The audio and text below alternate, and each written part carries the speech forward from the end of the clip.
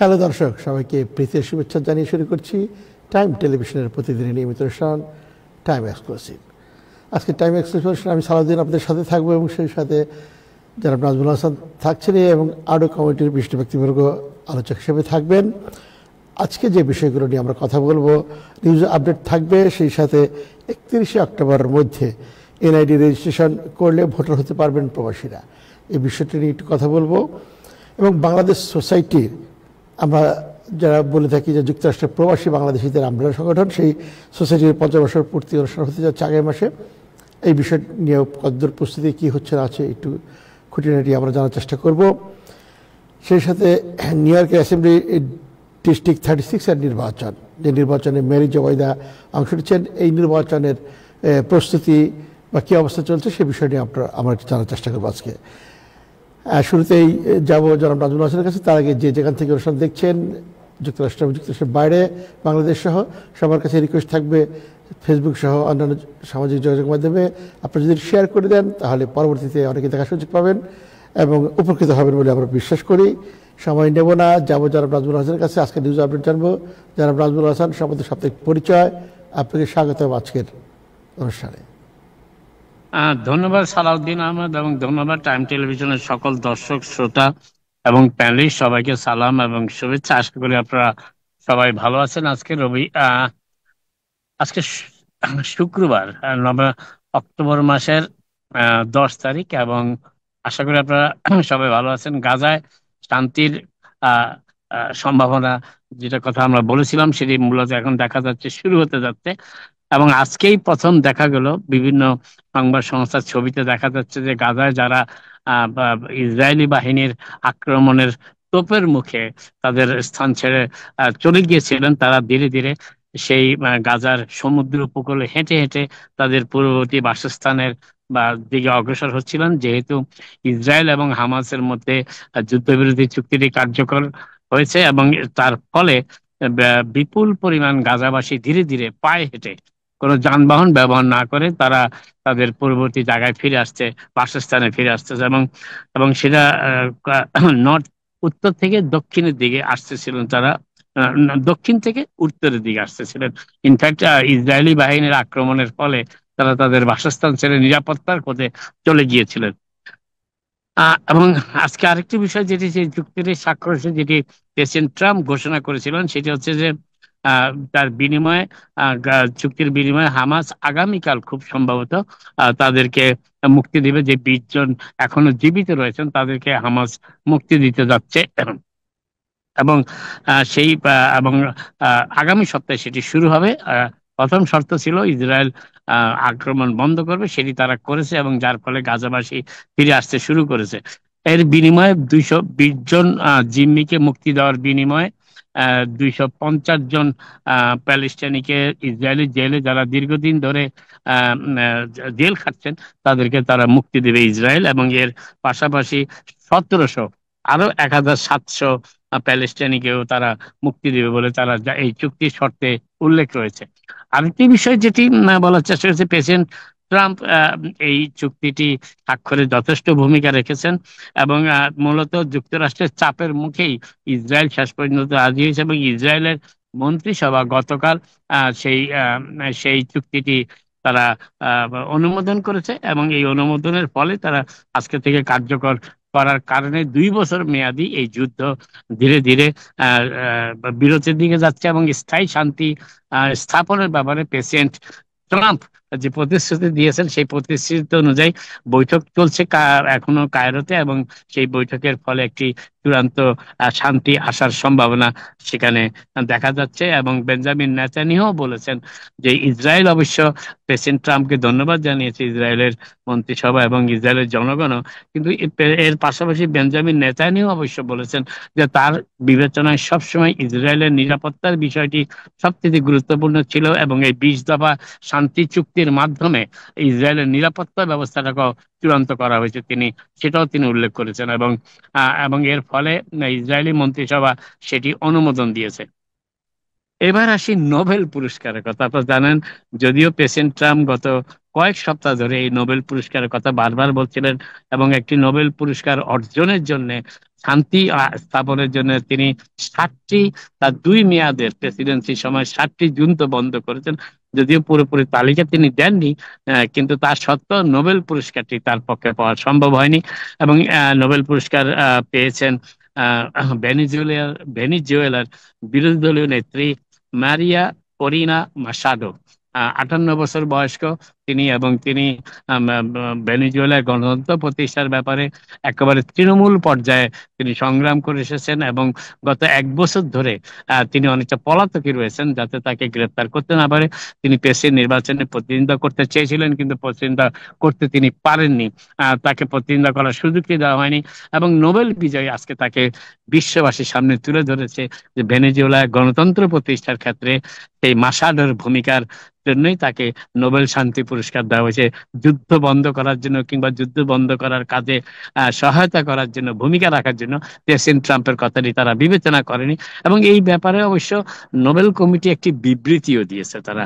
তারা বলেছে যে আলফ্রেড নোবেল যেই যেই চিন্তা চেতনা থেকে নোবেল শান্তি পুরস্কারটি প্রতিষ্ঠা করতে চেয়েছেন, তার সেই চিন্তা চেতনার দিকে শ্রদ্ধা রেখেই নোবেল শান্তি পুরস্কারটি প্রদান করা হয়ে থাকে। এবং সেই বিবেচনাতেই ভেনেজুয়েলার নারী নেত্রী, বিরোধী দলীয় নেত্রী, যিনি ভেনেজুয়েলার গণতন্ত্র প্রতিষ্ঠার সংগ্রামে তৃণমূল পর্যায়ে কাজ করছেন, সেই মাসাডোকে পুরস্কারটি দেয়া হয়েছে। এবার প্রেসিডেন্ট ট্রাম্পের ব্যাপারটি আর কোনো মন্তব্য তারা করেনি, নাম ধরেও করেনি, কিন্তু প্রেসিডেন্ট ট্রাম্পের হোয়াইট হাউসের পক্ষ থেকে বলা হয়েছে যে নোবেল কমিটি পুরস্কার দেওয়ার ক্ষেত্রে, শান্তি প্রতিষ্ঠার ক্ষেত্রে রাজনৈতিক বিবেচনা বেশি ভাগ গুরুত্ব দিয়েছেন, এবং সেই জন্যই প্রেসিডেন্ট ট্রাম্প শান্তি প্রতিষ্ঠার ক্ষেত্রে ভূমিকা রাখা সত্ত্বেও সেটি বিবেচনা করা হয়নি।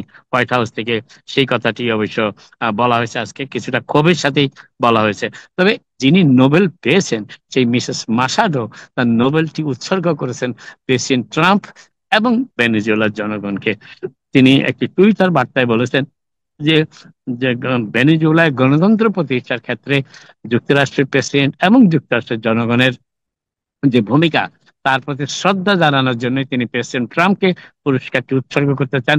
একই সাথে তিনি ভেনেজুয়েলার জনগণকে সেটি উৎসর্গ করেছেন, কারণ অনেক অত্যাচার নিপীড়ন সহ্য করার পরও ভেনেজুয়েলার গণতন্ত্রকামী মানুষ এখনো বিশ্বাস করে যে ভেনেজুয়েলাতে স্বৈরতন্ত্রের পরিবর্তে একদিন না একদিন গণতন্ত্র প্রতিষ্ঠিত হবে, এবং তার নেতৃত্বে, তার সংগ্রামে আস্থা রাখার জন্য সেই ভেনেজুয়েলার জনগণকেও তিনি তার সেই নোবেল পুরস্কারটি উৎসর্গ করেছেন। নোবেল পুরস্কার বাবদ তিনি প্রায় 11 মিলিয়ন সুইডিশ ক্রোনার, যেটি $1.2 মিলিয়ন মতন পুরস্কারের মূল্যমান, এবং তার সাথে তিনি একটি স্বর্ণ মেডেলও পাবেন।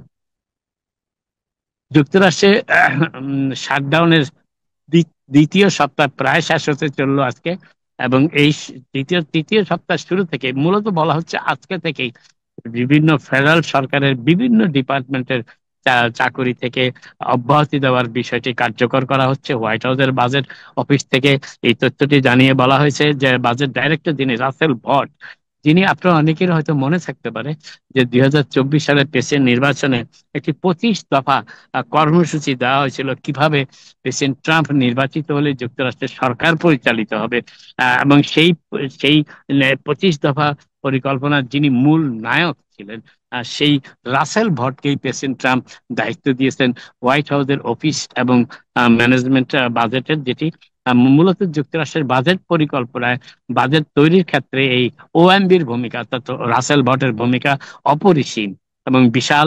এবং সেই রাসেল ভটই আজকে বলেছেন যে প্রেসিডেন্ট ট্রাম্প এমনিতেই চেয়েছিলেন যে যুক্তরাষ্ট্রের ফেডারেল সরকার থেকে চাকরিচ্যুতি মাধ্যমে জনবল কমিয়ে আনা, সেই কাজটি অনেকটা সহজ করে দিয়েছে শাটডাউনের কারণে।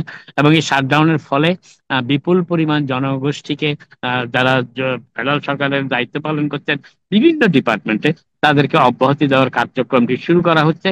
এবং এবং এর ফলে অনেকের হয়তো আর যখন শাটডাউন উঠে গেল তাদের চাকরিতে ফিরে আসার সুযোগটি থাকবে না। সেক্ষেত্রে অনেকেই 4 থেকে 8 সপ্তাহ নোটিশ প্রদান করা হবে, এবং সেই নোটিশের মাধ্যমে তাদের এখন চাকরিচ্যুতির নোটিশটি পাঠানো হচ্ছে।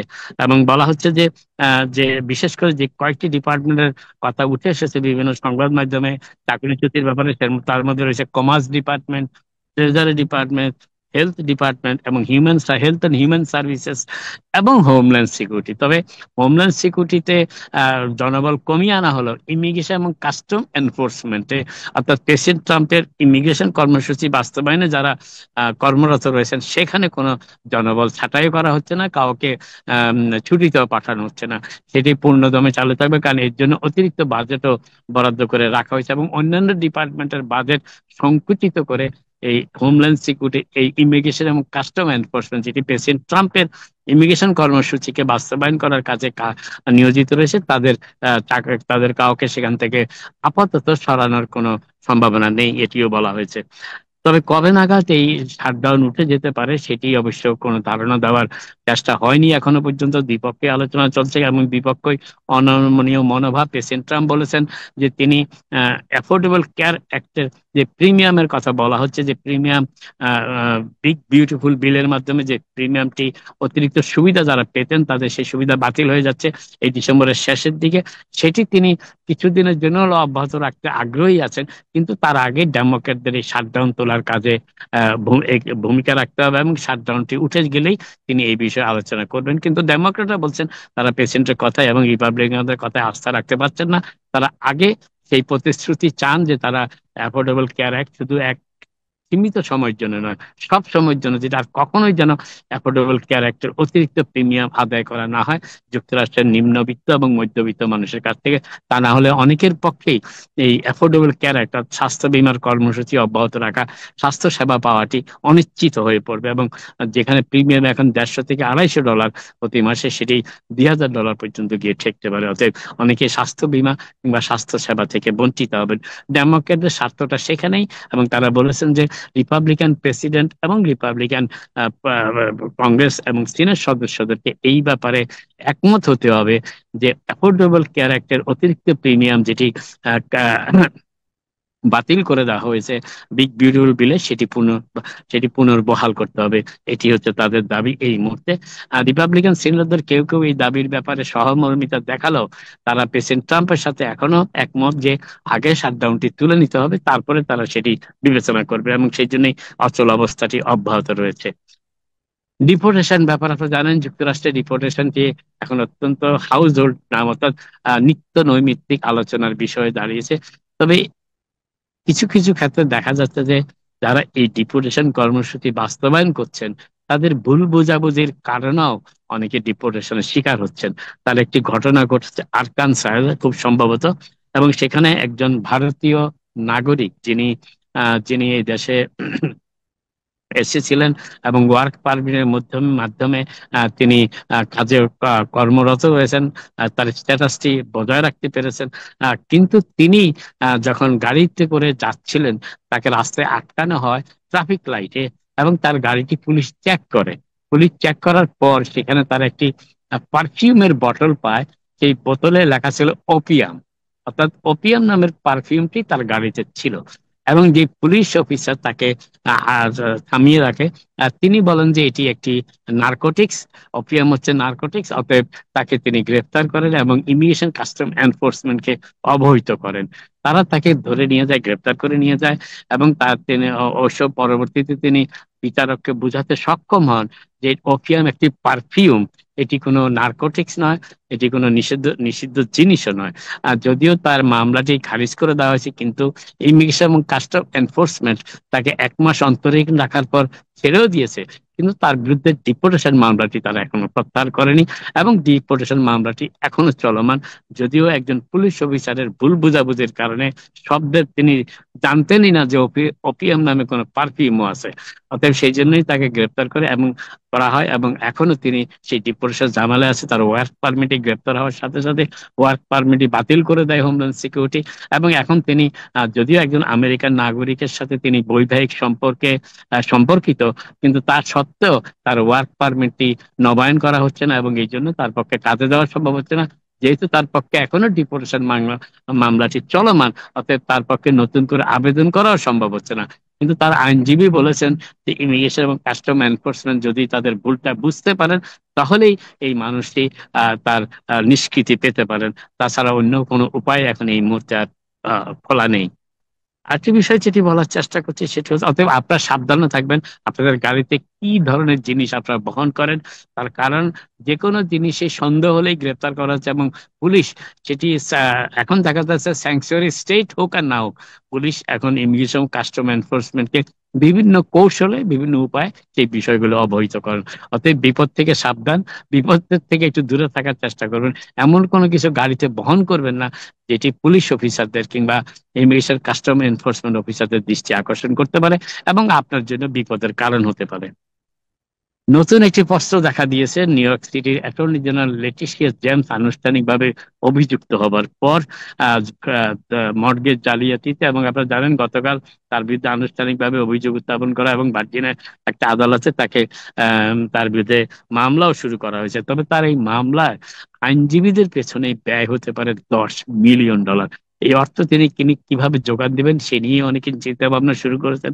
যদিও নিউ ইয়র্ক স্টেট একটি তহবিল তৈরি করা হয়েছে $10 মিলিয়ন। এই ধরনের মামলা যদি ফেডারেল সরকার কারো বিরুদ্ধে নিউ ইয়র্ক স্টেটের কর্মীদের বিরুদ্ধে মামলা দায়ের করে, তাকে আইনজীবীদের সহায়তা নেওয়ার জন্য এই ফান্ডটি সৃষ্টি করা হয়েছিল $10 মিলিয়ন। কিন্তু লেটিশিয়া জেমস বলেছেন তিনি স্টেটের কোনো অর্থ তার মামলার কাজে ব্যবহার করবেন না। তবে কিভাবে তিনি অর্থ জোগাড় করবেন সেটিও তিনি বলেননি, এবং এই নিয়ে আইনজীবী এবং এই বিষয় সংশ্লিষ্ট যারা আছেন তারা প্রশ্ন তুলতে শুরু করেছেন যে অর্থটি তাহলে কিভাবে আসবে, কোত্থেকে আসবে। আরেকটি বিষয় হচ্ছে যে attorney general Letitia James new York state, আপনারা জানেন প্রেসিডেন্ট ট্রাম্প দায়িত্ব ছেড়ে দেওয়ার পর 2021 সালে তার বিরুদ্ধে মামলা দায়ের করেছিলেন, জালিয়াতির মামলা বিশেষ করে, এবং সেই মামলায় প্রেসিডেন্ট ট্রাম্প অভিযুক্ত হওয়ার পর দোষীও সাব্যস্ত হয়েছিলেন। এই লেটিশিয়া জেমসের মামলার কারণে প্রেসিডেন্ট ট্রাম্প তার প্রতিশোধ গ্রহণ করবেন নির্বাচনী প্রচারের সময়, সেই ঘোষণাও তিনি দিয়েছেন এবং সেই অনুযায়ী কাজও করেছেন। কিন্তু যুক্তরাষ্ট্রের অ্যাটর্নি জেনারেল, যিনি এই ধরনের মামলার ব্যাপারে সবসময় অবহিত থাকার কথা, তিনিও জানতেন না attorney New York state attorney general Letitia জেমসকে যে ইনডাইট করা হচ্ছে এটি যুক্তরাষ্ট্রের অ্যাটর্নি জেনারেলও জানতেন না। ধারণা করা হচ্ছে হোয়াইট হাউসের বিশেষ নির্দেশে, বিশেষ করে প্রেসিডেন্ট ট্রাম্পের নির্দেশে, যিনি ভার্জিনিয়াতে প্রেসিডেন্ট ট্রাম্পের অত্যন্ত পছন্দের মানুষ হিসেবে ভার্জিনিয়ার অ্যাটর্নি প্রসিকিউটর হিসেবে নিয়োগ পেয়েছেন অ্যাটর্নি জেনারেল হিসেবে, তিনি ডিপার্টমেন্ট অফ জাস্টিস এবং অ্যাটর্নি জেনারেল পাম বন্ডিকে অবহিত না করেই সরাসরি প্রেসিডেন্ট ট্রাম্পের নির্দেশে লেটিশিয়া জেমসের বিরুদ্ধে মামলাটি দায়ের করেছেন। এই ব্যাপারে আজকে অ্যাটর্নি জেনারেল পাম বন্ডি বিস্মিত হয়েছেন এবং তিনি তার বিস্ময় প্রকাশও করেছেন খোলাখুলি। এর পাশাপাশি ডিপার্টমেন্ট অফ জাস্টিসের সিনিয়র অফিসাররাও এই অ্যাটর্নি জেনারেল লেটিশিয়া জেমস যে অভিযুক্ত করা হচ্ছে আনুষ্ঠানিকভাবে সেই বিষয়টি তারাও জানতেন না। আরেকটি বিষয় যেটি বলার চেষ্টা করছি সেটি হচ্ছে যে নিউ ইয়র্ক সিটি, আপনারা জানেন যে নিউ ইয়র্ক সিটিতে সাবওয়েতে বিনা ভাড়ায় সাবওয়ে ব্যবহার এবং টোল না দিয়ে টোলের ব্রিজগুলো এবং টোলের টানেলগুলো পার হওয়ার ঘটনা অহরহ ঘটছে, এবং এ পর্যন্ত নিউ ইয়র্ক সিটি এবং এমটিএ কর্তৃপক্ষ বিপুল পরিমাণ অর্থ আয় থেকে বঞ্চিত হচ্ছে। আজকে একটা হিসাব পাওয়া গিয়েছে, সিটিজেন্স কমিটি এই হিসাবটি দিয়েছে। তারা বলেছে যে গত বছর 2024 সালে, শুধুমাত্র 2024 সালে এই সাবওয়ে ভাড়া না দিয়ে যারা সাবওয়ে ব্যবহার করেন তাদের কারণে, এবং যারা টোলের ফি না দিয়ে টোল ব্যবহার করেন তাদের কারণে নিউ ইয়র্ক সিটি এবং এমটিএ কর্তৃপক্ষ $1 বিলিয়ন রাজস্ব আয় থেকে বঞ্চিত হয়েছে। এটি বিপুল পরিমাণ অর্থ, এবং যদিও সমালোচিত হচ্ছে এমটিএ কর্তৃপক্ষ, আগামী 1 জানুয়ারি থেকে নিউ ইয়র্ক সিটিতে বাস এবং সাবওয়ের ভাড়া বাড়ছে $2.90 থেকে $3 পর্যন্ত। কিন্তু এমটিএ কর্তৃপক্ষের শীর্ষস্থানীয় কর্মকর্তারা জানিয়েছেন যে প্রতি বছর যদি এই বিপুল পরিমাণ অর্থ বিনা ভাড়ায় যাত্রীদের কাছ থেকে হারাতে না হতো, তাহলে হয়তোবা সাবওয়ের ফেয়ার, সাবওয়ের ভাড়া, সাবওয়ে বাস এবং টোলের ভাড়া এইভাবে বৃদ্ধি করার প্রয়োজনও থাকতো না। কিন্তু যেই পরিমাণ মানুষ প্রতিদিন বিনা ভাড়ায় সাবওয়ে ব্যবহার করে, এবং এটা প্রতিদিনই বাড়ছে, যদিও এমটি কর্তৃপক্ষ নানান উপায় খুঁজে বের করার চেষ্টা করছেন কিভাবে বিনা ভাড়ায় যাত্রীদের সাবওয়ে ব্যবহার বন্ধ করা যায়, একাধিক পন্থা তারা অবলম্বন করেছেন। কিন্তু দেখা যাচ্ছে প্রতি বছরই এই বিনা ভাড়ায় যাত্রীদের কাছে লোকসানের পরিমাণ, অর্থাৎ ভাড়া হারানোর অর্থের পরিমাণ বেড়েই যাচ্ছে। 2024 সালে সেটি $1 বিলিয়ন গিয়ে ঠেকেছে। আপাতত এখানে শেষ করি, আজকে আবার আপনাদের সাথে কথা হবে। আপনারা সবাই ভালো থাকুন। থ্যাংক ইউ জনাব নাজমুল হাসান, অনেক তথ্য আমরা শুনলাম, ভালো লাগলো। আসলে বিরোধী দলের নেতা মাচাদো তার নাম, তাকে যখন জানালেন আকস্মিকভাবে তার কাছে একটা ফোন গেল। ফোন, সেই ভিডিওটা অনেকে হয়তো শুনেছেন, দেখেছেন, বাট আমার কাছে খুব মজা লাগলো, আসলে খুব এনজয় করলাম।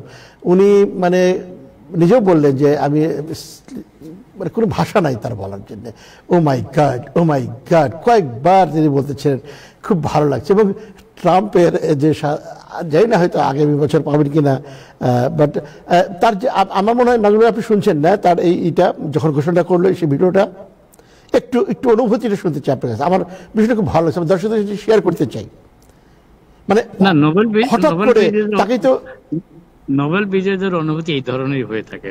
আমরা প্রতি বছরই কোনো অনেক সময় তারা এই ধরনের, কারণ তারা চিন্তাও করতে পারে না যে তারা এই ধরনের পৃথিবীর সবচেয়ে সম্মানের পদকটি, সম্মানটি তারা পাচ্ছেন, এটা অনেকে বিশ্বাসই করতে পারেন না প্রথমে। রাইট, চমৎকার, আসলে বিষয়টা খুব মানে এনজয় করার মতো বিষয়টা। থ্যাংক ইউ নাজমুল ভাই, ভালো থাকবেন। থাকেন, আপনিও পেয়ে যেতে পারেন, অপেক্ষায় থাকেন আপনার। সেটা তো আমি তো আমেরিকায় থাকি, বলা তো যায় না। আমাদের প্রেসিডেন্ট যেখানে যেভাবে দাবি দেওয়া করেন, আমরা তো সেটার ভাগিদার হতে পারি। আপনি ধীরে ধীরে বিভিন্ন শান্তি কর্মসূচি গ্রহণ করেন, জামাইকাকে শান্তিপূর্ণ করেন, আপনাও পেয়ে যেতে পারেন।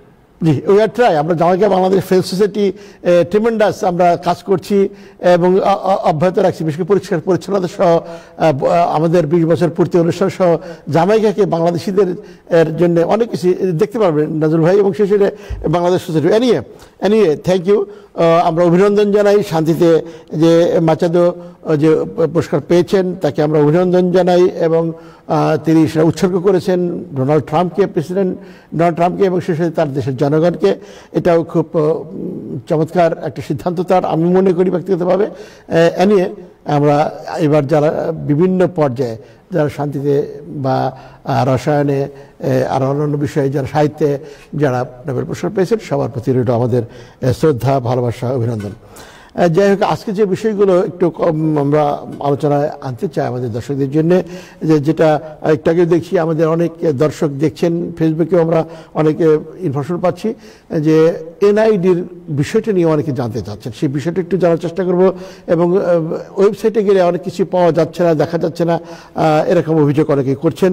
আমি জানি না যে এই বিষয়গুলো আমরা আজকে চেয়েছিলাম যে কনসাল জেনারেলকে আমাদের অনুষ্ঠান হওয়ার জন্য, কিন্তু তিনি একটা গুরুত্বপূর্ণ অনুষ্ঠানে ব্যস্ত থাকায় যোগ দিতে পারেনি, হয়তো কাল পরশু তিনি যোগ দেবেন, তার কাছ থেকে আমরা জানতে পারবো। বাট এই বিষয়টা আমরা একটু আলোচনার চেষ্টা করবো যে 31শে অক্টোবরের মধ্যে এনআইডি রেজিস্ট্রেশন করলে ভোটার হতে পারবেন প্রবাসীরা, এরকম তথ্য রয়েছে আমাদের কাছে। বিশেষত বাংলাদেশ সোসাইটি, আমাদের যুক্তরাষ্ট্রের প্রবাসী সকল বাংলাদেশিদের দলমত নির্বিশেষে বাংলাদেশ সোসাইটি আমব্রেলা সংগঠন বলে থাকি।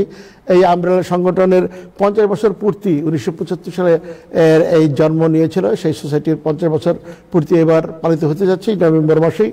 সেই বিষয়টার প্রস্তুতি নিয়ে একটু জানার চেষ্টা করব।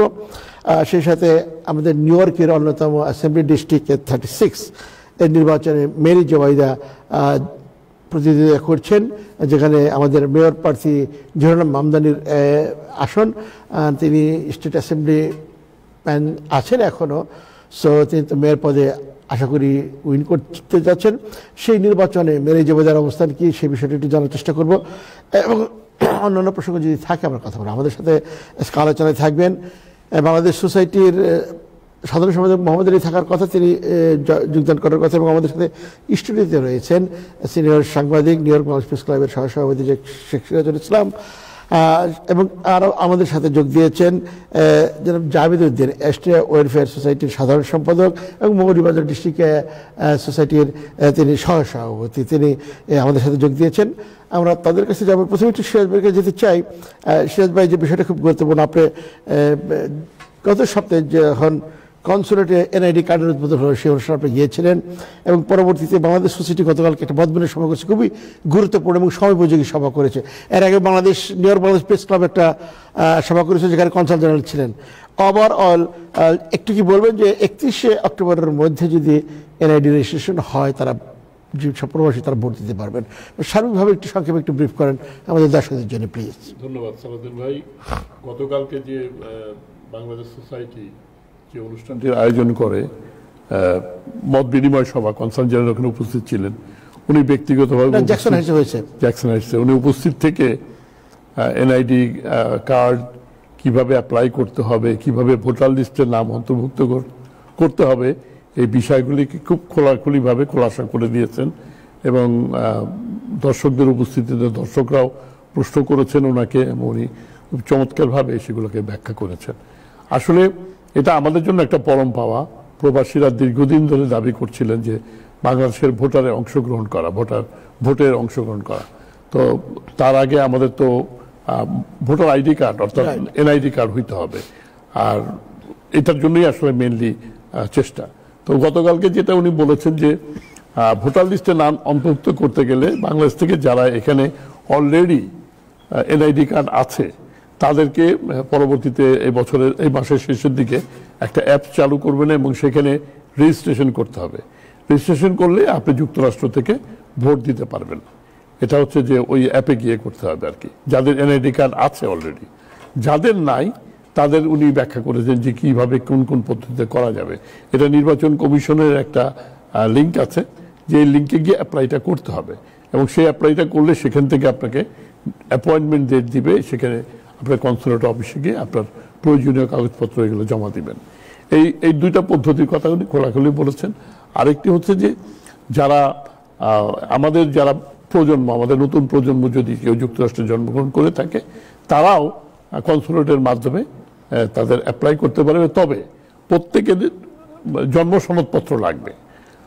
যারা নতুন প্রজন্ম তাদের জন্ম সনদপত্র কনসুলেট থেকে দিবে, কিন্তু আমরা যারা পুরাতন বাংলাদেশে এখানে আছেন, প্রবাসী আছেন, তাদের জন্ম সনদপত্র বাংলাদেশ থেকে আনতে হবে এবং জন্ম সনদপত্রটা হচ্ছে মাস্ট।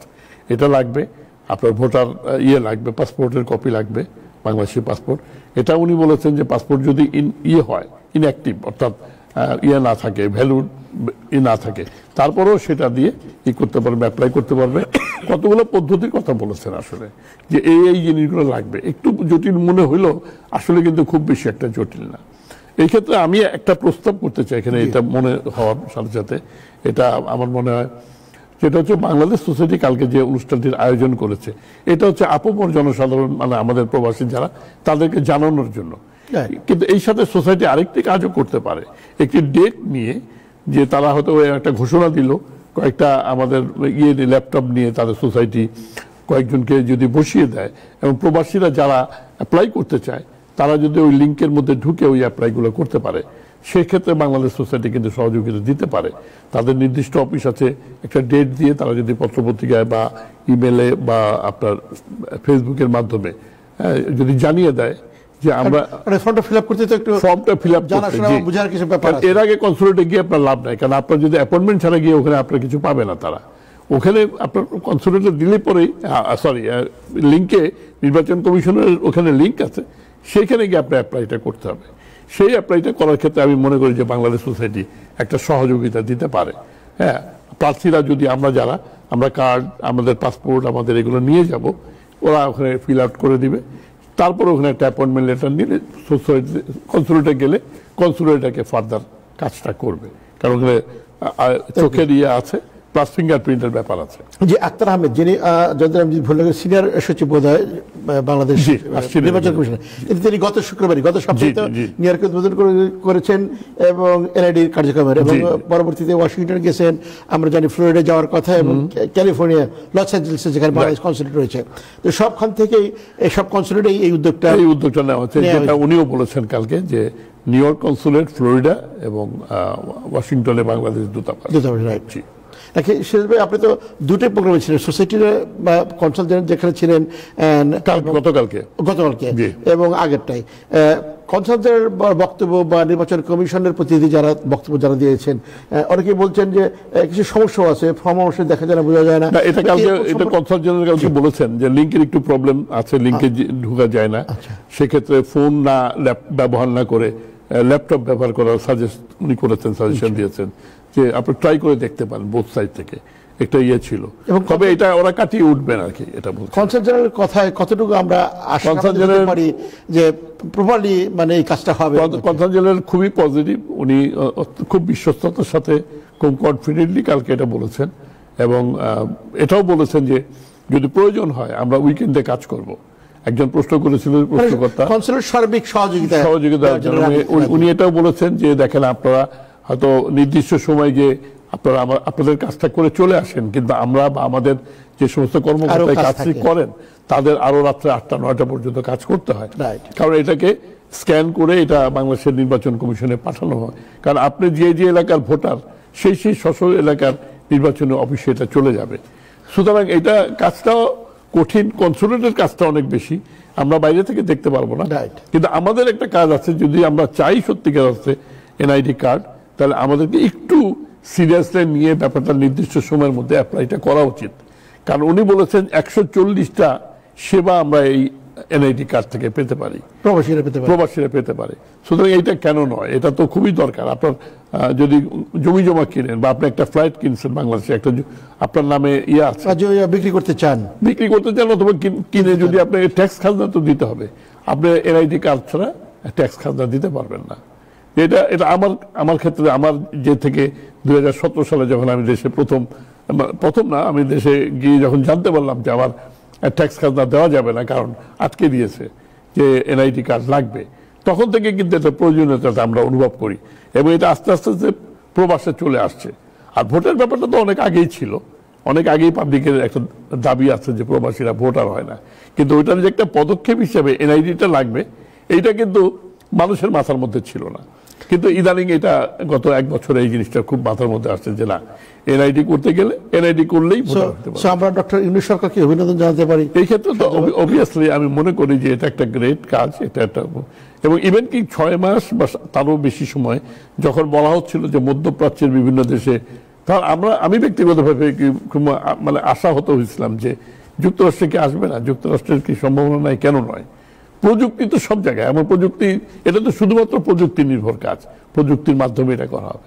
তবে একটা কথা খুব মানে বলতে হবে এখানে, যে এনআইডিতে যারা নাম, ঠিকানা, ডেট অফ বার্থ, বিশেষ করে ডেট অফ বার্থ এবং নামটা স্পেলিং এবং ডেট অফ বার্থ ভুল না হয়, যদি কোনো ভুল না হয়, কারণ অতীতে দেখা গেছে যারা অতীতে সেটা কারেকশন করা খুব কঠিন হয়ে যাবে, বিশেষ করে এই সময় আর কি। তো এটা খুব সতর্কতার সাথে করতে হবে। আর যারা অ্যাপ্লাই করবে নতুন করে এখানে কার্ডের জন্য, এনআই কার্ডের জন্য, তাদের বাংলাদেশে তার এলাকায় তার নির্দিষ্ট যে ঠিকানাটা সে ব্যবহার করবে, সেখানে যেন তার কোনো ব্যক্তিগত আত্মীয় বা রিলেটিভ বা একজন থাকবেন যিনি এটা তদারক করবেন, বা তাকে যেন ফোন করলে যোগাযোগ করতে পাওয়া যায়।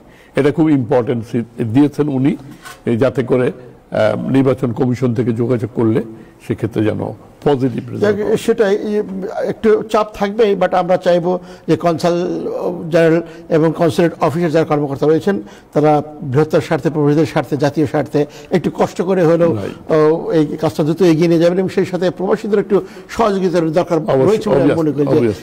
যে সেরকম চাপ চেষ্টা করে মানে লাইন ধরে বা সিস্টেমের মধ্যে গিয়ে ওখানে লাইন ধরে কোনো সুযোগ নাই। আপনি আপনার অ্যাপ্লিকেশনটা ঘরে বসে করবেন বা কোনো জায়গায় বসে করবেন, যেটা কম্পিউটারের মাধ্যমে, ফোনের মাধ্যমে। তো সেখানে ওইটা করার পরে যখন আপনাকে অ্যাপয়েন্টমেন্ট দিবে, সেটা আপনি তখন যাবেন ওখানে। এবং কালকে কনসালটেন্ট অফিসে বলা হচ্ছে যে আমরা আজকে সারাদিনে 75 জনকে আমরা এনআইডি কার্ডের জন্য কাজ করতে পেরেছি। প্রথম দিনে ওরা 15 জন দিয়ে শুরু করেছিলেন। Thank you. সিরাজ ভাই সাথেই থাকুন, আপনার কাছে আবার আসবো জাভেদ উদ্দিন, জাভেদ ভাইয়ের কাছে। জাভেদ ভাই কমিটির খুব পরিচিত মুখ, আমাদের খুব প্রিয়জন, এবং জাভেদ ভাই কাজ করছেন মেরি জুবেদার জন্য। তিনি বলা যায় 24 আওয়ার্স যখন দরকার পড়ে, যখন যে সমাবেশ থাকে, নির্বাচনী ক্যাম্প থাকে, সেখানে তাকে আমরা দেখি পাই। একজন মানে ভালো অর্গানাইজার। জাভেদ ভাই, আপনি একটু জানাবেন আমাদের যে এইবার এই নির্বাচনটা, বিশেষ করে আমাদের মেয়র প্রার্থী জোরান মামদানির এই আসনে স্টেট অ্যাসেম্বলি ডিস্ট্রিক্টে 36-এ মেরি জুবেদা ইলেকশন করছেন, প্রস্তুতি কেমন বা কি অবস্থা আপনি তো সব জানেন।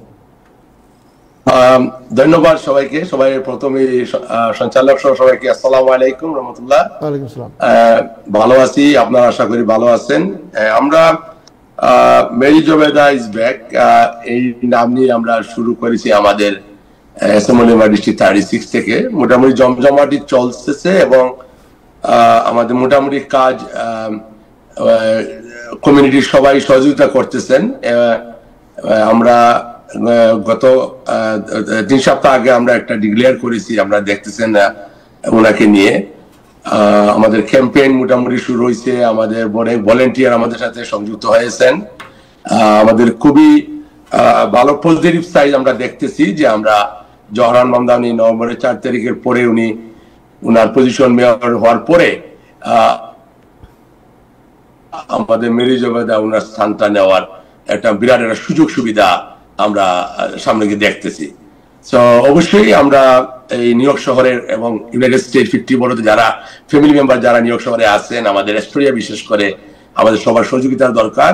এবং আমরা অবশ্যই আমরা যদি নিজ থেকে একজন নিজের প্রথম বাংলাদেশি অ্যাসেম্বলি মেম্বার আমরা যদি এই পদে নিয়োজিত করতে চাই, আমরা অনেকই উপকৃত হব, আমরা খুবই গর্বিত হব যে প্রথম বাংলাদেশি আমরা আলবানিতে আমাদের জন্য কথা বলার জন্য এটা বিরাট একটা সুযোগ। থ্যাংক ইউ জাহিদ ভাই। আমি যতটুকু জানি যে নিউ ইয়র্ক সিটির এই কুইন্স বোরোর যে অ্যাস্টোরিয়া এবং লং আইল্যান্ড সিটি নিয়ে এই ডিস্ট্রিক্ট অ্যাসেম্বলি ডিস্ট্রিক্ট 36, রাইট? জি।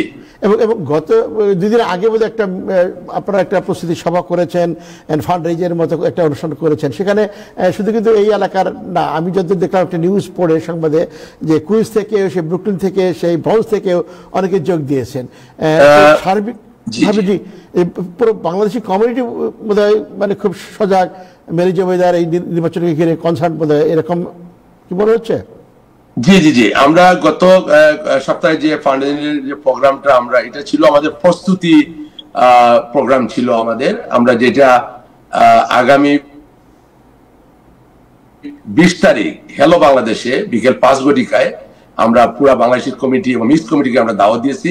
আমরা সেখানে আমরা এই ভলেন্টিয়ার সহ সমস্ত কমিটির মানুষ আমরা সেখানে জড়িত হব আমাদের এই আগামী 20 তারিখে।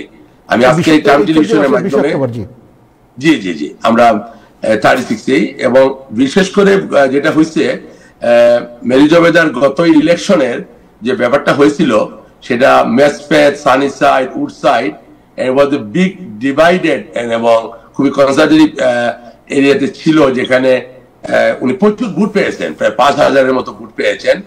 1500 ভোটের ব্যবধানে অলমোস্ট উনি সেখানে হারিয়েছিলেন। কিন্তু এবার যে সুযোগটা এটা আমাদের অ্যাস্টোরিয়ার হাতে, আমি মনে করি যে 45th avenue long Island city থেকে শুরু করে অ্যাস্টোরিয়ার শেষ মাথা যেটা 20th অ্যাভিনিউ, এই between straight down to Long Island City to 20 avenue Astoria boulevard, অ্যাস্টোরিয়ার কন্ডিশন ফিল পয়েন্ট যেখানে ডিটমার্স বুলুভার্ড সেখানে শেষ হয়েছে, সেখানের ভিতরেই আমাদের এই বুটগুলা এবার ওনারা আমাদেরকে এই দিক দিয়ে নির্দেশনা দিয়েছেন। সো আমাদের খুবই একটা যেটা বলতে চাচ্ছি যে সুখবর এটা হবে আমাদের জন্য, যে আমাদের অ্যাস্টোরিয়ার বাহিরে কোথাও আমাদের ভোটের জন্য যাইতে হবে না। কিন্তু আমাদের 5 বড় নিউ ইয়র্ক সিটির যারা, আপনারা জানেন যে অ্যাস্টোরিয়াতেই ছিল আমাদের প্রথম আদিবাসী বাংলাদেশিদের, সেখান থেকে আমরা বিভিন্ন 5 বড় থেকে, ক্যানেডিকা থেকে বিভিন্ন স্টেটে আমরা মুভ হয়েছি, কিন্তু আমাদের ফ্যামিলি মেম্বার কেউ না কেউ আমরা রেখে গিয়েছি এই ডিস্ট্রিক্ট 36 এর মধ্যে। একটা ফোনের কারণে, একটা সহযোগিতার কারণে আমরা এই উল্লাস এবং আমাদের এই বাংলাদেশি প্রথম অ্যাসেম্বলি মেম্বার আমরা দেখতে পাবো আলবানিতে, আমি মনে করি। Thank you. আমরাও সেটাই প্রত্যাশা করছি। আপনার কাছে আবার আসবো, সিরাজ ভাইয়ের কাছে আসি। সিরাজ ভাই, একসময় আপনি এই 36 এলাকায় থাকতেন, এই এলাকায় থাকতেন, এই ব্যাপারে আপনার কি অভিজ্ঞতা, আপনি কি মনে করেন? না, শুধু 36 এলাকায় বড় কথা না, বড় কথাটা হচ্ছে যে মেরি জবেদা একটা কনফিডেন্ট ক্যান্ডিডেট, একটা যোগ্যতা সম্পন্ন একজন ভদ্র মহিলা, যিনি ইয়ে করতে পারেন ক্যাম্পেইন, মানে না শুধু কম্পিট করা না, উনি অ্যাসেম্বলিতে গেলে আমি মনে করি আমাদের ভয়েস রেজ করতে পারবেন, আমাদের বিষয়, আমাদের সমস্যাতে তুলে ধরতে পারবেন, because she is like a educated person. হ্যাঁ, তার ইয়েতে পিছনে বলা ভালো যে এডুকেটেড পারসন, এবং উনি বিষয়টা বোঝেন যে কিভাবে এটা মেইন স্ট্রিমের কাছে পৌঁছানো যায়। ইংরেজিতে, বাংলায় উনি সমানে কথা বলতে পারবেন। উনি একসময় লাগোরিয়া কমিউনিটি কলেজে স্টুডেন্টস ইউনিয়নের প্রেসিডেন্ট ছিলেন। তাছাড়া ওনার ইয়েটা খুব ভালো, যোগাযোগের যে ইয়েটা, মানুষকে রিসিভ করতে পারেন, মানুষকে, এগুলো কিন্তু খুব বেশি ইম্পর্টেন্ট, যে কর্ডিয়ালি মানুষকে ইয়ে করতে পারেন, মানুষকে গ্রহণ করতে পারেন। তার মধ্যে যে ইগোটা নাই, যে নিজের মধ্যে যে এক ধরনের আছে না অনেকে, যে নাকুচু ভাবটা, সেটা তার মধ্যে নাই। এগুলো কিন্তু খুব ক্যারি করে। আমাদের এখানে দেখেন আজকে শাহানা হানিফ নিউ ইয়র্ক সিটির একজন কাউন্সিল ব্রুকলিনের, তাই না? কিন্তু উনি ব্রুকলিনে হইলেও আমরা কিন্তু এই 5 বরোর যেখানেই আমরা আমাদের অভিবাসীদের নিয়ে কথা বলে আমরা কিন্তু শাহানা হানিফের কথা চিন্তা করি। তাহলে সুতরাং একইভাবে মেরি জুবেইদা যদিও উনি অ্যাস্টোরিয়া অ্যাসেম্বলি 36 থেকে দাঁড়াচ্ছেন, অ্যাসেম্বলি ওমেন হিসেবে দাঁড়াবেন হয়তো, বা যদি জন মাবদানি চলে যায়, তো সেক্ষেত্রে আমাদের ভয়েসটা ওখানে পৌঁছাবে আলবেনিতে মেরি জুবেইদার মাধ্যমে। এবং উনি আমাদের কথা উনি এমন না যে এখানে আমাদের নতুন প্রজন্ম বা পরবর্তী প্রজন্ম, উনি কিন্তু আমাদের প্রজন্ম, উনি বাংলাদেশ থেকে আসছেন ইমিগ্রেন্ট। সুতরাং আমাদের কথাগুলো উনি বুঝতে পারবেন, সরাসরি বুঝতে পারবেন, ওনার কোনো দোভাষীর দরকার নাই, উনি ওইটাকে ভালো করে ইন্টারপ্রেট করতে পারবেন। এবং আমেরিকান পলিটিক্স বিশেষ করে যেটা আমাদের রুটি রুজির ব্যাপার, আমাদের সমস্যার ব্যাপার, আমাদের বিলের ব্যাপার, এই ব্যাপারটা উনি, আমি মনে করি উনি বলতে পারবেন। যেহেতু উনি সামনে এগিয়ে আসছেন, আমাদের তো কেউ এগিয়ে আসে না। এই 35 বছরে আমরা মাত্র কয়েকজনকে দেখলাম যে এই সমস্ত রাজনীতিতে এগিয়ে আসছেন। তো উনি যদি এগিয়ে আসছেন, ওয়াই নট আমরা তার পিছনে সাপোর্ট করি এবং তাকে এগিয়ে দিই। তাকে একটু এগিয়ে দিলে হয়তো দেখা গেল আমি এখন এই কনস্টিটিউশন নাই, ভোটার না, বাট আমি কিন্তু 10টা ভোটারকে বলতে পারি যে আমার মতো আরো 10 জন করে যদি বলেন। আমি একটু আগে 36 গিয়ে সামান্য ক্যাম্পেইন করে আসলাম, তো দেখলাম যে না, অনেকেই জানেন তার ব্যাপারে, তার অলরেডি উনি ক্যাম্পেইন করেছেন, জাভেদ ভাইরা কাজ করতেছেন এখানে। তা আমি মনে করি যে আমাদের যদি সামান্য সহযোগিতায় উনি যদি এগিয়ে যেতে পারেন, ওয়াই নট, এটা আমাদের জন্য একটা, তখন আমাদের ওই ইয়ের মতো, শাহানা হানিফের মতো আমাদেরও নাম প্রচার, যে মেরি জুবেইদা আছেন আমাদের অ্যাসেম্বলিতে। আমি জানি, বুঝতে পারছি যে আপনি আগে তো এই এলাকায়, আমি এক্সাইটেড, এখন জামাইকা থাকেন, তারপরেও আপনি এখানে আসেন মাঝে মাঝে, কথা বলছেন। জি, অনেকে থ্যাংক ইউ। আমাদের সাথে ইতিমধ্যেই ফার্মাসিস্ট সাহেব ভাই যোগ দিয়েছেন, শাহ আহমেদ ভাই। শাহ ভাই, এই ব্যাপারে কিছু বলবেন? আর এবং সেই সাথে আপনার কাছে নতুন কোনো তথ্য শুনতে চাই আমাদের স্বাস্থ্য বিষয়ে। জি, ওকে। আপনারা কি ম্যারি জুবেইদার সম্বন্ধে বলতেছেন একটু যদি? জি, আপনি তো জামাইকাতেও আপনার বিজনেস আছে, আপনার রেস্টুরেন্টে বিজনেস আছে, আপনি অনেক কিছু জানেন, আপনার সঙ্গে সে যেখান থেকে দাঁড়াচ্ছে, আমি এখানে প্রায় 45 ইয়ার্স ব্যবসা করতেছি। রাইট। তা আমি ওখানকার ভোটার না, কিন্তু আমি 45 ইয়ার্সে আমার প্রায় মিলিয়ন্স অফ পেশেন্টকে আমি সেবা করছি ওই এলাকায়। রাইট। অনেকে ওখান থেকে চলে গেছে, কিন্তু এখনো পুরনো অনেকে এখন আছে, যেমন জাভেদ ভাই এখনো আছে। অনেক এরকম অনেকে অ্যাস্টোরিয়ার 36 অ্যাভিনিউর যে একটা জায়গা, খুব আইন শৃঙ্খলা এবং সব দিক থেকে মোটামুটি পিস, এই জায়গা থেকে ভুলতে পারে না, অর্থাৎ বিকেলের আড্ডা। সেই হিসাবে অনেকে যারা বাইরে গেছে তারা কিন্তু এখানে প্রায় দেখি আলাউদ্দিন অথবা বিভিন্ন রেস্টুরেন্টসে আড্ডা মারে। এবং ম্যারি জুবেইদার পেপারগুলো কিন্তু আমি অরিজিনালি তাকে সাইন করছি, যে পেপারগুলো সাবমিট করতে ইনিশিয়ালি। আশা করি সে অনেক পরিচিত এখানে, এবং আগে সে তো ট্রাই করছে অন্য একটা ডিস্ট্রিক্টে, আর এই ডিস্ট্রিক্টে অনেক বাঙালিও আছে। এখন সে যদি বিভিন্ন লোকজন এখানে আছে, যারা এখানে সাধারণত অরিজিনালি গ্রিক অধিবাসী বেশি ছিল, তার সঙ্গে কিছু পোলিশ, ইটালিয়ান এরা ছিল। তারপর আস্তে আস্তে আমরা বাঙালিরা এখানে এসেছি, কিন্তু আবার বাঙালিরা আবার এখানে এত ভাড়া বেড়ে গেছে, এখানে ভাড়া দিয়ে থাকতে পারতেছে না বলে তারা অনেকে এখান থেকে চলে গেছে। এখানে অনেক ইয়ং জেনারেশন, তারা যাতে 15 মিনিট লাগে ম্যানহাটন যেতে, তারা এসে বাড়ি ভাড়াগুলো বেড়ে দিছে। সেই হিসাবে অনেক নিম্ন আয়ের যারা লোক, তারা এখানে অ্যাফোর্ড করতে পারতেছে না। তা আশা করি তবুও সে ভালো করবে। এখনো পর্যন্ত জানি না অন্য কোনো কে ক্যান্ডিডেট হচ্ছে। Thank you. আর একটু যদি জানি স্বাস্থ্য বিষয়ে, যে স্বাস্থ্য বিষয়ে আপনার যেরকম ওই যে গত সপ্তাহে যেরকম আমরা দেখছি, ফাইজার ট্রাম্পের সাথে, প্রেসিডেন্টের সাথে একটা চুক্তি করছে, কিছু কিছু ড্রাগ তারা বাইরের কান্ট্রিতে যে দামে বেচে, ইউরোপিয়ান ইউনিয়ন অথবা কানাডা, ওইখানে যে দামে ব্র্যান্ড ওষুধগুলো বেচতেছে, ওই একই দামে এখানে তারা মার্কেটিং করবে ওই AW প্রাইসে। ওই হিসাবে সে আজকে আর একটা কোম্পানির কথা দেখলাম, অ্যাস্ট্রাজেনিকা, এটাও ইউরোপিয়ান কোম্পানি, তার সাথেও সে একটা কন্ট্যাক্ট করছে। তারা ওই তাদের কিছু প্রোডাক্ট, দামি দামি যে প্রোডাক্টগুলো আছে, ব্র্যান্ড নেম নূতন যে ব্র্যান্ড ওষুধগুলো আছে, সেগুলো একই দামে এখানে বেচবে, যাতে কনজিউমার্সরা তাদের যদি ইন্স্যুরেন্সও থাকে, প্রাইভেট ইন্স্যুরেন্স, তাদের ডিডাক্টেবল, কোপে, যে তাদের অনেক সময় দেখা যায় যারা ইউনিয়নের ইন্স্যুরেন্স থাকে এবং বিভিন্ন কোম্পানি ইন্স্যুরেন্স থাকে, তাদের একটা লিমিট থাকে, তারা 2000 অথবা 5000 পর্যন্ত ওষুধ তারা কিনতে পারবে, তার উপরে গেলে তাদের ইন্স্যুরেন্স কোম্পানিগুলো ওষুধগুলো পে করতে চায় না। সেই হিসাবে দাম যদি কম থাকে তখন তারা বছরের ম্যাক্সিমামই ক্ষেত্রে 9 থেকে 10 মাস পর্যন্ত দেখা গেল তারা এই ইন্স্যুরেন্সের কাভারেজ পাবে। যদি 1 মাস 2 মাস তাদের একটু যদি দামি ওষুধগুলা খায় তাদের একটু অসুবিধা হতে পারে যখন দামটা কম থাকে।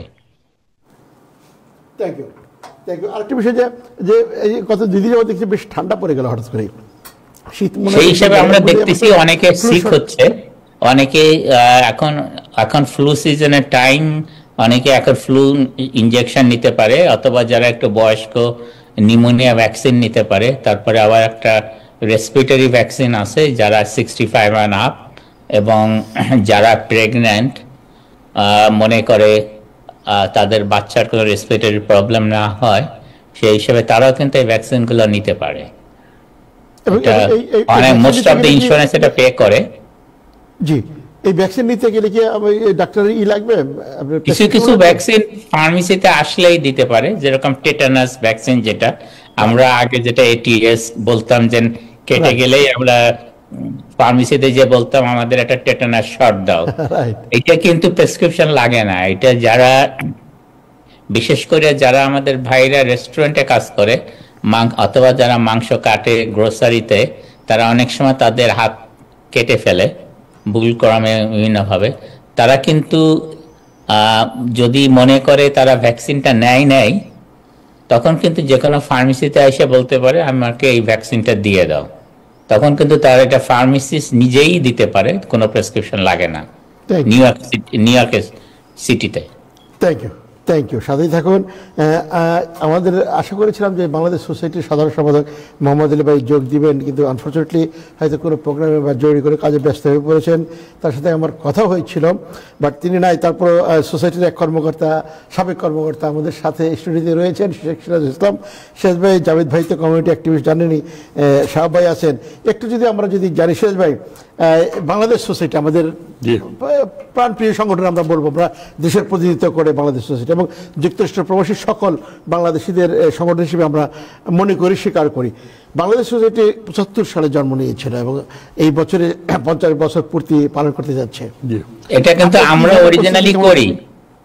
শোনেন, এই বাংলাদেশ সোসাইটি কিন্তু আমরা সেই 50 বছর আগেই আমরা কিছু ফার্মাসিস্ট, মমতাজ হোসেন মারা গেছে, আরো অনেকে মিলে আমরা এই সোসাইটিটা কিন্তু আমরাই করি। জামাইকা থেকে স্টার্ট হয়। তারপরে আমরা কিছু কিছু স্কুলে আমরা এই ফাংশনগুলো করি, যেরকম তখন আলেকজান্ডার ছিল আপনার উডসাইডের কাছে, আমরা কিছু কিছু স্কুলে আমরা করছি, যা অ্যাস্টোরিয়াতে, তারপরে ফ্লাশ ইসে আমরা মানে কিউ গার্ডেনে, এখানে কিন্তু আমরা প্রথম ফাংশনগুলো আমরা করি, আমরাই কিন্তু এটা আরম্ভ করি। এই যে আপনার আমিরুল ইসলাম, সজল ভাই, এরাই কিন্তু প্রথম উদ্যোক্তা এটার জন্য। কিন্তু এদের কিন্তু এখন কেউ আর এদের কোনো পাত্তা দেয় না। অর্থাৎ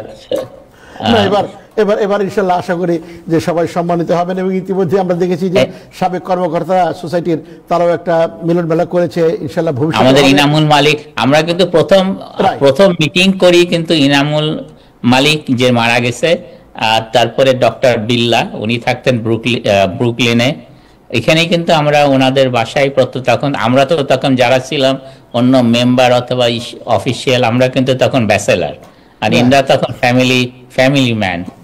তা আমরা ওনাদের বাসায় কিন্তু আমরা প্রথমে এই সোসাইটিগুলো আমরা কাজকর্ম আরম্ভ করছি। কিন্তু আমাদের মনে হয় না ওই পুরনো যারা আছে তাদেরকেও পাত্তা দেয়। এই সোসাইটিটা ভাঙ্গা আরম্ভ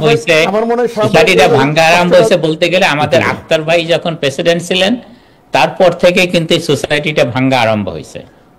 না, সোসাইটি ভাঙে নাই, সোসাইটি একই আছে, ভাঙে নাই, তখন বিভিন্ন ভাবে অন্য দিকে চলে গেছে। এটা নিজেরা ভোট বানাইয়া করা আরম্ভ করছে।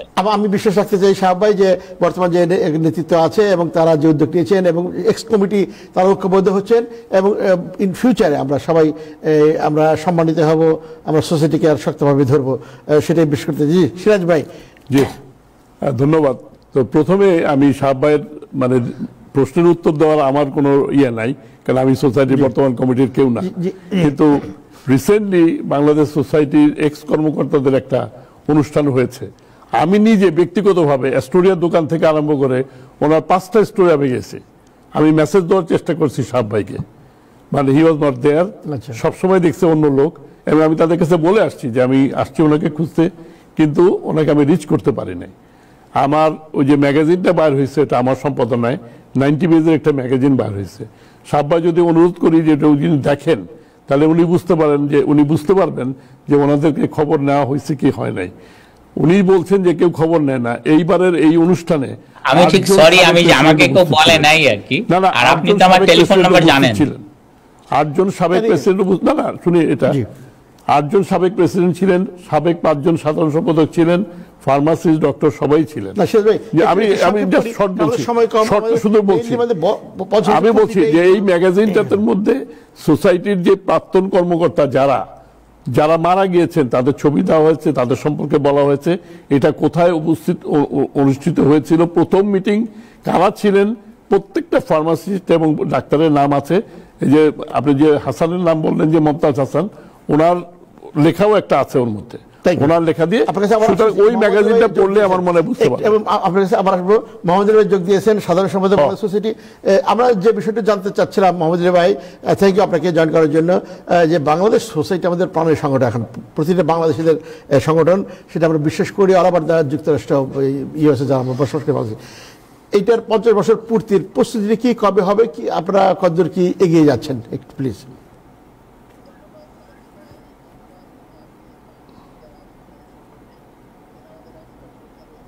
মিউট করেছে।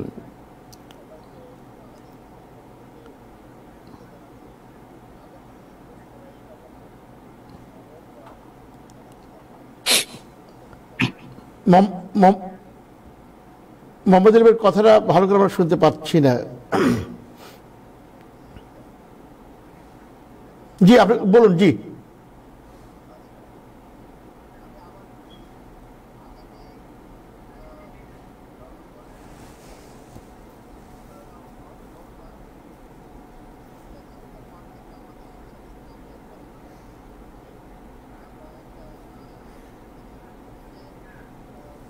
মোহাম্মদ আলী, আপনার কথা আমি শুনতে পাচ্ছি না আমরা।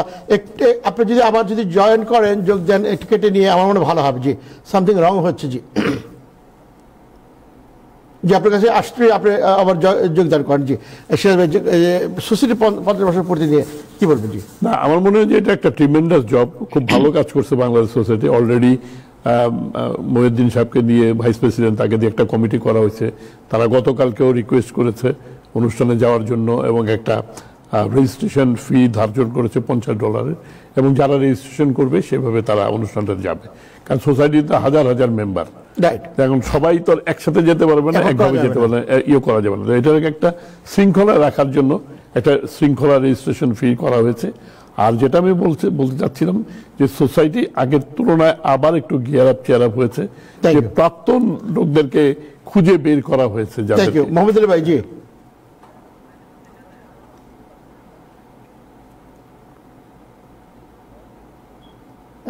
কোথায় জানি সমস্যা হচ্ছে আজকে, বুঝতে পারছেন? মোহাম্মদ ভাই তো নরমালি তো। হ্যালো, জি জি শোনা যাচ্ছে। জি বলেন। জি আমার কথা শুনতে পাচ্ছেন এখন? জি শুনতে পাচ্ছি। জি বলেন। আমি দুঃখিত, আমি একটা অনুষ্ঠানে আসছি। আপনি জানেন যে অনুষ্ঠানের আওয়াজ একটু বেশি ছিল, যার জন্য আমি একটু বাইরে চলে আসছি। তো যাই হোক, আমি যে কথা বলতেছিলাম, বাংলাদেশ সোসাইটি 50 বছর হয়েছে। আপনারা জানেন যে 1975 সনে এটার জন্ম, তার থেকে এই 2025 সনে এটা 50 বছর হয়েছে। সেই উপলক্ষে আমরা আমাদের যারা নেতৃত্ব দিয়েছে 50 বছরে, তাদেরকে আমরা চেষ্টা করব সেখানে উপস্থিত করানোর জন্য, এবং তারা সকলে আমাদের সাথে কাজ করছে। ইনশাআল্লাহ একটা সুন্দর অনুষ্ঠান হবে। এখানে আমরা শুধু আমাদের নেতৃবৃন্দ না এবং নিউ জেনারেশনকে সেখানে আমরা উপস্থাপন করার চেষ্টা করব। পাশাপাশি যারা সমাজের জন্য অবদান রেখেছে, রিয়েলি যারা অবদান রেখেছে, তাদেরকেও আমরা সেখানে সম্মানিত করার চেষ্টা করব এবং এর মাধ্যমে একটা মেসেজ দেওয়ার চেষ্টা করব যে কমিউনিটির সাথে বাংলাদেশ সোসাইটি সবসময় ছিল আর থাকবে এবং আমাদের নিউ জেনারেশন তাদের কাছ থেকে লিডারশিপ নিয়ে বাংলাদেশ সোসাইটিকে তাদের হাতে তুলে দেওয়ার জন্য আমরা একটা মেসেজ সেখানে আমরা দেব।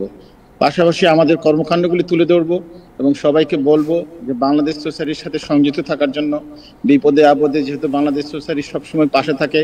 আমরা চাই এই যে অনুষ্ঠান তো শুধু অনুষ্ঠান নয়, এটা একটা মিলন মেলা হবে। এখানে নবীন প্রবীণ নিউ জেনারেশন সবাইকে নিয়ে আমরা এই অনুষ্ঠানটা করতে যাচ্ছি। এটা হিউজ একটা প্রোগ্রাম হবে, 7 ঘন্টার অনুষ্ঠান।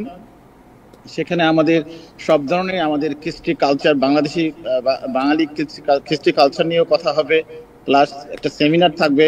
এদেশে যারা বিভিন্ন ইউনিভার্সিটিতে বলে লেখাপড়া করে, যেমন হার্ভার্ড, কলম্বিয়া, এই ধরনের যারা যেসব ইউনিভার্সিটি রয়েছে, এবং আমাদের নিউ জেনারেশন থেকে আর্মিতে অনেকে আছেন মেজর বা ক্যাপ্টেন পদে, তাদের 2-1 জনকে আমরা সেখানে আনবো।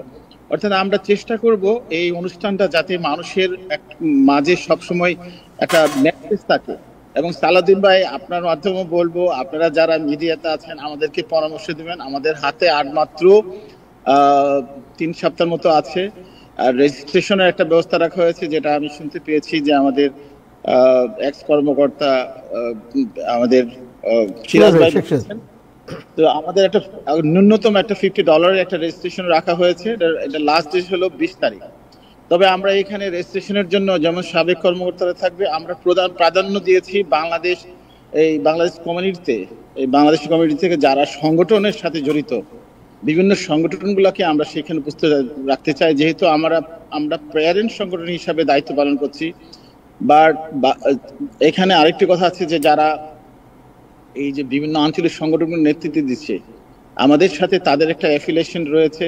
আমরা চাই যে তাদের সাথে আমাদের বন্ধনটা হোক। আমরা যেহেতু অনেকে বলে বাংলাদেশ সোসাইটি মিনি পার্লামেন্ট, আর এই পার্লামেন্টে আমরা যারা কাজ করি তারা এবং যারা এই সংগঠনগুলির নেতৃত্ব দেওয়া, এখানে জাভেদ ভাই আছেন, এই প্যান্ডামিকের হিরো একজন। তো এই ধরনের যারা নেতৃত্ব দিচ্ছে তাদেরকে নিয়ে আমরা সেখানে উপস্থিত থাকতে চাই এবং সুন্দর একটা অনুষ্ঠান বাংলাদেশ উপহার দিতে চাই। থ্যাংক ইউ আপনাকে অনেক ধন্যবাদ। আপনি একটা প্রোগ্রামে আছেন, আপনি এনজয় করেন। মোটামুটি একটা আইডিয়া আমরা পেলাম, আমাদের দর্শক যারা আছেন তারাও পেলেন, বিশেষ করে নিউ ইয়র্কের যারা দর্শক তারা অংশ নেবেন বা তারা এনজয় করবেন। থ্যাংক ইউ মোহাম্মদ আলী ভাই, আপনাকে ভালো থাকবেন। জি জাভেদ ভাই, আপনার কাছে যেতে চাই। মোহাম্মদ আলী ভাইয়ের কথা আপনি শুনলেন এবং আপনি করোনা হিরো, আমরাও জানি you are the best organiser. So এই সোসাইটির যেটুকু আমরা শুনলাম, বুঝলাম যে এই যে 50 বছর পূর্তিটা আপনি একজন সংগঠক হিসেবে কিভাবে দেখছেন বা আপনার প্লাস মাইনাস কি? ধন্যবাদ সালাউদ্দিন ভাইকে। আসলে বাংলাদেশ সোসাইটির অবশ্যই এখানে শাহ ভাই কিছু বলে গেছেন, সিরাজ ভাইও বলেছেন, মোহাম্মদ আলী ভাইয়ের কথা শুনলাম। প্রত্যেক যে কোনো সংগঠনই এত বড় একটা আমব্রেলা সংগঠন, যারা আমি জালালাবাদ অ্যাসোসিয়েশনের সাথে আছি ভাইস প্রেসিডেন্ট হিসাবে, এই ধরনের বড় সংগঠন যখন আমরা করে আসছি বা যারা করেন, ভুলকুটি একটু থাকবে, এটাই স্বাভাবিক আমি মনে করি। কিন্তু আমরা যারা এই নিউ ইয়র্কের বাইরে এই সোসাইটির সাথে জড়িত আছি, আমরা তাদেরকে একটু যদি পরামর্শ, এবং আমরা অনেক সময় আমাদের নিজের পিছনটা দেখি না, অন্যজন দেখে। তো যদি আমি বিশ্বাস করি যে আমাকে যদি কেউ বলেন যে একটা দিক নির্দেশনা দেন, আমি খুব খুশি হই। কারণ এখানে অনেক জিনিস শিকার আছে, এত মানুষের সাথে যোগাযোগ করা বা এই একটা বন্ধন করা। যেমন বাংলাদেশ সোসাইটি একটা জিনিস করেছেন এবার, যে ওনারা 10 জনের একটা টেবিল, এটা হয়তো মোহাম্মদ আলী ক্লিয়ার করতে হয়তো এখন নাই, যে $50 বলছেন, কিন্তু আমরা যেটা মেসেজ পেয়েছি যে $50 পার হেড 10 জনের একটা টেবিল ওনারা দিবেন এভরি অর্গানাইজেশনের যারা নিতে চান। So which is very good, কারণ এখানে সাপোর্টের দরকার আছে, একটা অর্গানাইজেশন করতে হলে টাকার অবশ্যই দরকার। সো শাহ ভাইয়ের মতো যারা বিজনেসম্যান এখানে আছে, মানুষের সেবা করতে যাচ্ছেন, প্লাস স্পেশালি মেডিসিন যারা ডিস্ট্রিবিউশন করেন বা হেল্প করেন কমিউনিটিতে, ইজ এ লাইফ সেভার আমি মনে করি। সো এটা একটা বড় একটা জিনিস। আমি কোভিড-19 অনেক ধরনের ভাইটামিন মানুষকে নিয়ে দিয়েছি যে শাহ ভাই ফার্মেসি থেকে। আপনাকে ধন্যবাদ শাহ ভাই। আমি অবশ্য সিরাজ ভাইয়ের কাছ থেকে অনেক হেল্প পেয়েছি। বাংলাদেশ কমিটির সোসাইটি এবং বিভিন্ন অর্গানাইজেশনে যারা নিউ ইয়র্ক সিটিতে আসেন সবাই অনেক হেল্প করেছেন আমাদেরকে। So really appreciate. আমি মনে করি যে আমরা সবকিছু মনোবাদে বাদ দিয়ে এই সোসাইটির চিন্তা ভাবনা করে, মানুষের চিন্তা ভাবনা করে আগামী দিনে ভবিষ্যৎ কিভাবে ভালো হবে সেই দিকে লক্ষ্য করে আমরা সবাই একসাথে এসে যাতে আমরা কাজ করব, সেটি আমার মূল কথা। একদম শেষ পর্যন্ত সময় ওভার হয়েছে, 1 মিনিটে শেষ করবো। জি, কোনো কিছু যোগ করার যদি থাকে। 50 জনের যেটা বলছে ওটা শৃঙ্খলার জন্য, এবং এটা সুশৃঙ্খল ভাবে যেটা আসতে পারে সবাই যাতে। আর এটা হচ্ছে যে তারা যে প্লেটটা যতটুকু আমরা জানতে পেরেছি আর কি $90 উপরে হচ্ছে খরচ, কিন্তু তারা সদস্যদের কাছ থেকে মাত্র $50 দাবি করছে, হুইচ ইজ আমার মনে হয় যে এটা ঠিক আছে। থ্যাংক ইউ মোহাম্মদ আলী ভাই। জি, শেষ কথা 1 মিনিটের মধ্যে শেষ করে। জি, আনমিউট করতে হবে। কার্যকরী পরিষদে আছি, এটা দায়িত্ব আমরা নিয়েছি, বাট দায়িত্ব কিন্তু আপনাদেরও আছে। আর আমরা এই জন্যই যে কোনো কাজ করি আমাদের বড় বড় সংগঠনগুলোতে বা অনুষ্ঠানগুলোতে আমরা সংগঠনকে বেশি মূল্যায়ন করি। যারা আমাদের এই যে সংগঠনগুলি করে, বিভিন্ন আঞ্চলিক সংগঠনগুলি, তাদেরকে মূল্যায়ন করি এই কারণেই, কারণ তারা কিন্তু বেসিক্যালি আমাদের কাজটা সহজ করে দিচ্ছে। বাংলাদেশ সোসাইটি যে কাজটা করছে বড় শহরে, সেটা তারা বিভিন্ন অঞ্চলে বিভিন্ন ডিস্ট্রিক্টের যে কাজগুলি করে বাংলাদেশ সোসাইটিকে সহজ করে দিচ্ছে। তারপরে বিভিন্নভাবে তারা আমাদেরকে সহযোগিতা করছে, আর্থিকভাবে হোক এবং সাপোর্ট দিয়ে হোক। আমরা বাংলাদেশ সোসাইটির পক্ষ থেকে আপনাদের কৃতজ্ঞতা জানাই, এবং আপনারা সবাই বাংলাদেশ সোসাইটির সেই 2 নভেম্বরে আসবেন। রেজিস্ট্রেশন ফির কথা বলা হচ্ছে বারবার, এটা ন্যূনতম একটা চার্জ $90। এটা হলে এক জন প্রতি 100-র উপরে $115-16 খরচ হচ্ছে। তো আমরা এই খরচটা কিন্তু পুরাটা সবার কাছ থেকে নেই। আমরা যেহেতু বাংলাদেশ সোসাইটি, আপনারা কোনো না কোনো ভাবে হেল্প করেন, আমরা নিজেরাই আমরা এক্সিকিউটিভ কমিটি থেকে পর থেকে টাকা দিচ্ছি এখানে, এবং মোটা অঙ্কের টাকা আমাদের সেখানে আমরা ডোনেশন হিসাবে দিচ্ছি, ট্রাস্টি বোর্ড দিচ্ছে, প্লাস যারা সাবেক কর্মকর্তা তারাও এখানে হেল্প করছে। সংগঠনের কাছ থেকে আমরা একটা ন্যূনতম নিচ্ছি, কারণ সংগঠনগুলো সবসময় হেল্প করে। একটা টেবিল দিচ্ছি আমরা 10 জনের, সেখানে আমরা যদি লোক সংখ্যা আরো বেড়ে যায়, আমাদের 750 জনের মতো টেবিল আমরা চেয়ারের ব্যবস্থা করেছি। তারপরে যদি বেশি হয় আমরা বেশি দেবো।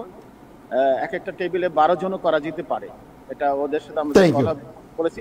তবে সর্বশেষ হচ্ছে অনুষ্ঠানটা সুন্দর করতে হবে, যাতে কোনো রকমের রাজনৈতিক কোনো কথা বা রাজনৈতিক কোনো বিষয় নিয়ে যে সেখানে হট্টগোল না হয়। কারো যদি মনে কোনো কষ্ট থাকে, মনে করবেন এটা আপনার ঘরের অনুষ্ঠান, আপনার নিজের অনুষ্ঠান, সেভাবে দেখে। অবশ্যই থ্যাংক ইউ।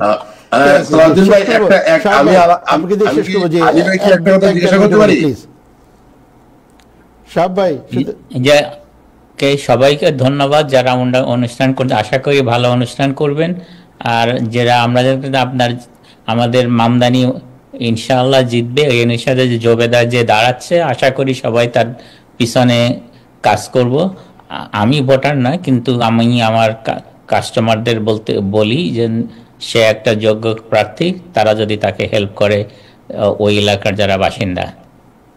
Thank you. শেষ করতে হচ্ছে, শেষ করার আগে আমি ধন্যবাদ জানাচ্ছি, এবং তার আগে বাংলাদেশ সোসাইটি আমাদের সবার সংগঠন, এবং সাধারণ সম্পাদক মোহাম্মদ আলী, সাবেক কর্মকর্তা শেখ সিরাজুল ইসলাম, এবং সংগঠক জাভেদ ভাই, এবং আমাদের সাবেক কর্মকর্তা আমাদের শাহ আহমেদ ভাই যেসব কথা বললেন বাংলাদেশ সোসাইটি নিয়ে, সবাই মিলে আমরা বাংলাদেশ সোসাইটির এই 50 বছর পূর্তি অনুষ্ঠানটা উদযাপন করব, আনন্দ উপভোগ করব, এবং কোনো রাজনীতির ঊর্ধ্বে আমরা বাংলাদেশ সোসাইটিকে রাখবো, সেই প্রত্যাশা রেখে আজকের মতো শেষ করবো। শেষ করার আগে আমি ধন্যবাদ জানাতে চাই আজকে যারা প্যানেলে ছিলেন, যারা মোহাম্মদ আলী, শেখ সিরাজুল ইসলাম, জাভেদ উদ্দিন, নাজমুল হাসান এবং শাহ আহমেদ ভাই, এবং সেই সাথে আমাদের প্রিয় যাদের জন্য আমাদের এই অনুষ্ঠান, আমাদের দর্শক শ্রোতা, তাদের জন্য অনেক অনেক প্রীতি, ভালোবাসা, শুভেচ্ছা। সবাই ভালো থাকবেন, টাইম টেলিভিশনের সাথেই থাকবেন।